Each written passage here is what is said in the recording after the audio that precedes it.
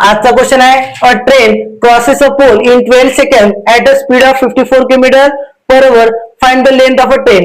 तर तुम्हाला काय दिलेलं आहे, तुम्हाला काय दिलेलं आहे की तुमची स्पीड दिलेली आहे. स्पीड किती आहे किलोमीटर पर आवर मध्ये 54 किलोमीटर पर आवर.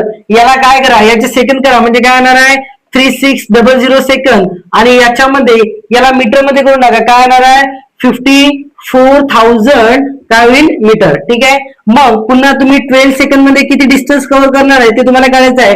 म्हणजे ते असणार आहे एक्स मीटर. दोघांचं क्रॉस मल्टिप्लिकेशन करा म्हणजे काय येणार आहे 3 तुम्हाला काय येणार आहे 12 इंटू 54000 डिवायडेड बाय किती 3600 दोन 0 कटले.